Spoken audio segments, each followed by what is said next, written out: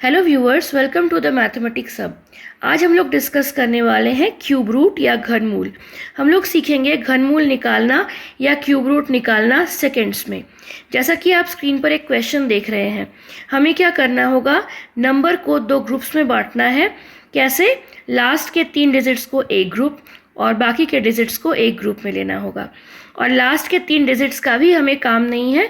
इन्हें एक ग्रुप बनाने के बाद इस ग्रुप का जो ये यूनिट डिजिट का मेंबर है या वंस प्लेस पे जो मेंबर है, सिर्फ उसके बारे में सोचिए।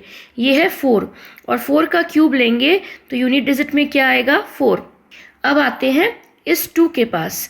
ये जो 2 है वो 1 का क्यूब और 2 के क्यूब के बीच में आता है। तो हमारा जो छोटा नंबर है वो क्या है, 1। तो ये हो जाएगा यहाँ पर। यानी सबसे पहले हमें क्या लेना होगा, सबसे पहले हमने लिया यूनिट प्लेस के डिजिट का क्यूब और उस क्यूब का सिर्फ हमें यूनिट प्लेस या वंस प्लेस का वैल्यू लिखना है। लास्ट डिजिट का क्यूब करना है और उसका लास्ट डिजिट लिखना है। उसके बाद देखना है कि ये जो बचा हुआ नंबर है ये किन दोनों नंबर्स के क्यूब्स के बीच में है। तो ये निकल गया 1 का क्यूब और 2 का क्यूब। इनमें से जो छोटा नंबर है वो नंबर हमें यहाँ पे लिख देना है और हमें मिल जाएगा हमारा आंसर।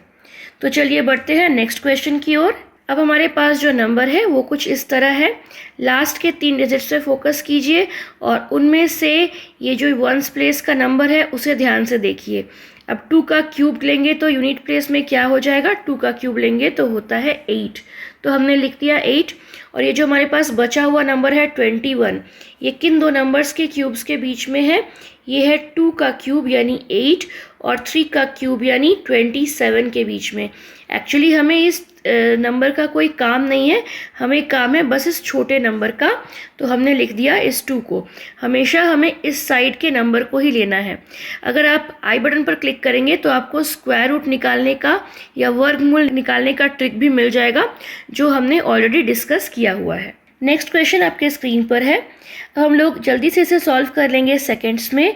8 का क्यूब लेंगे तो हमारे यूनिट प्लेस में क्या आ जाएगा, 8 का क्यूब लेने पर यूनिट प्लेस में आ जाएगा 2, क्योंकि 8 का क्यूब आता है कितना, 512। और हमें डील करना है सिर्फ इस 2 से, तो वो 2 हमने लिख दिया। अब हमारे पास बचे कौन से नंबर है, 74। अब हम लोग क्या करेंगे, देखेंगे 74 किन दो नंबर्स के क्यूब्स के बीच में आता है। तो 4 का क्यूब हो जाता है और 5 का क्यूब हो जाता है, जो नंबर 4 का क्यूब हो जाता है 64 और 5 का क्यूब हो जाता है 125। तो इन दोनों के बीच आता है ये नंबर 74। तो छोटा नंबर कौन सा हो गया, 4, वो हमें यहाँ पे लिख देना है और हमें मिल जाएगा हमारा आंसर। अब जो 2 क्वेश्चन आप स्क्रीन पर देख रहे हैं उसे जल्दी से सॉल्व करते हैं बिना पेन और पेपर यूज़ किए। जैसा कि आप देख रहे हैं लास्ट का जो नंबर है वो है 9। 9 का क्यूब करने पर होता है 729। उसका लास्ट डिजिट लेंगे हम लोग 9। और अब जो बचा हुआ नंबर है वो क्या है, 493। 493 जो है वो 7 का क्यूब यानी 343 और 8 का क्यूब यानी 512 के बीच में आता है। हमें डील करना है इस 7 से, उसे हमने लिख दिया और हमें हमारा आंसर मिल गया। नेक्स्ट क्वेश्चन में जो हमारा यूनिट डिजिट है वो 2 है। 2 का क्यूब करेंगे तो आ जाएगा 8 और हमारे पास लास्ट के 3 डिजिट्स को छोड़कर जो बाकी नंबर बचा वो क्या है, 2628। ये है 13 का क्यूब यानी 2197 और 14 के क्यूब के बीच में आने वाला नंबर। तो इसीलिए हमारा आंसर हो जाएगा यहाँ पे 138। इस तरह से हम लोग किसी भी बड़े से बड़े नंबर का क्यूब रूट निकाल सकते हैं।